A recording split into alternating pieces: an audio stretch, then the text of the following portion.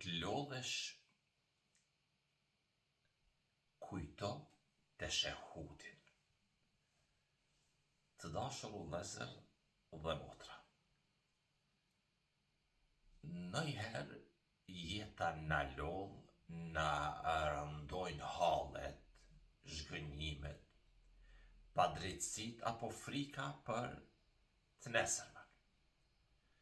Pikërisht në ato momente ku kemi nevojë të kujtojmë diçka që përsëritet çdo ditë në namaz, që është teshehudi. Çka do të thotë kjo? Apo çka po du me këshillu? Kur themi et-tahiyatu lillah, sikur i kujtojmë vetes se jo çdo gjë është në duart e njerëzve. Jo çdo pushtet është i përhershëm. Mbi gjithçka është Allahu, ai që nuk zhgënjen kurrë dhe nuk e harron robin e tij asnjëherë. Kur themi was-salawatu wat-tayyibat, kujtojmë se vlera jon nuk matet vetëm me atë që kemi arrit, por me atë që jemi duke e bë. Fjalët e mira, falja, mirësia, sinqeriteti janë pasuria që mbetet.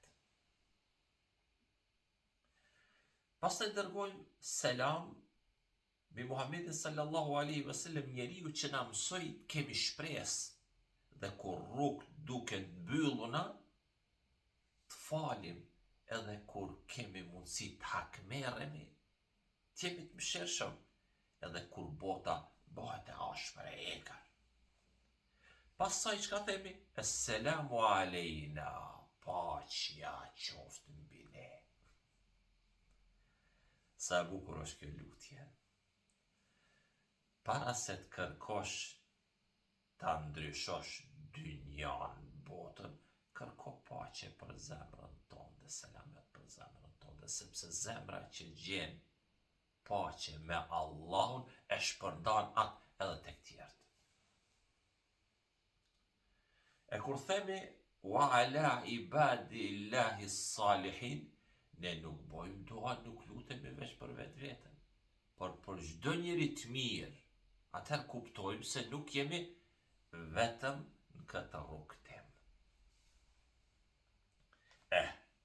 Në fund arrim te fjala më çliruese, ashhadu an la ilaha illallah. La ilaha illallah. Kur e thojmë la ilaha illallah, kjo është liria e vërtet. Liria nga frika, nga ankthi, nga robnia pasunisë, egos, mendimeve të njerëzve. Është kujtesa se zemra jon duhet t'i përkulet vetëm Allahut. Prandaj herën tjetër, kur ta lexosh et-tahiyatin, teshehudin, mos e lexo vetëm me gjuhë, lexo me zemër.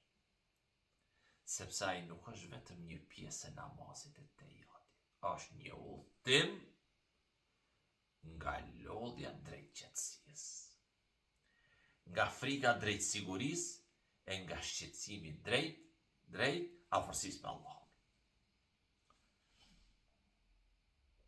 Allahu na mbush zemrat me paqe, dritë dhe bereqet. Selamu alaikum. Kaloni mirë. Zoti ju